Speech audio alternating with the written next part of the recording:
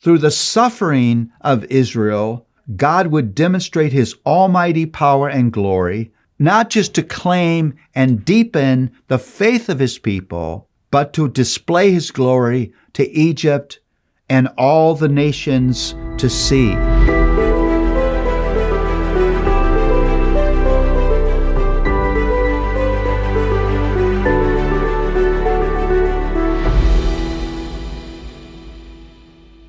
Well, I'm excited to actually begin to read to you the words of Exodus. And my title for this study is Things Change. Oh, do they change?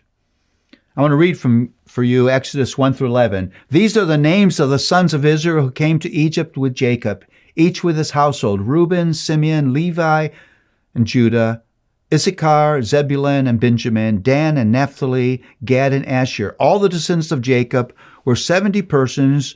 Joseph was already in Egypt. Then Joseph died, and all of his brothers and all of that generation. But the people of Israel were fruitful and increased greatly. They multiplied and grew exceedingly strong, so the land was filled with them. Now there arose a new king over Egypt who did not know Joseph, and said to his people, Behold, the people of Israel are too many and too mighty for us.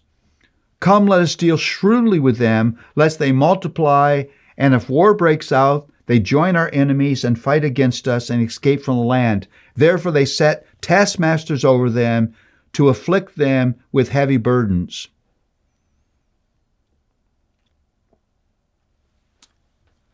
From 70 people to an intimidating multitude that had become the little nation of Israel living inside of Egypt. That group of people became intimidating to the new Pharaoh. It's shocking how fast things can change for us. We tend to bump around in life thinking that things will stay the same, thinking that our little plan for life is what will happen. But God also often has a very different plan for us than we would have had for ourselves. From the time of the rise of Joseph to a place of power, Egypt had become a place of rescue, growth, and prospering for the sons of Jacob. His descendants had prospered and grew to the point where they became a threat to the Egyptian Pharaoh. And instead of sending them on their way, he chose to enslave them and use them to build the wealth and prominence of Egypt. Now you may be wondering, where was God in all of this? Where were his promises? Where was the exercise of his power on behalf of his people? And there are two things that Exodus makes very clear. First, God never stopped caring for his people, and he had not abandoned his plan for them. The second thing, and this is much harder to accept, but it's very clear. Through the suffering of Israel, God would demonstrate his almighty power and glory, not just to claim and deepen the faith of his people, but to display his glory to Egypt and all the nations to see.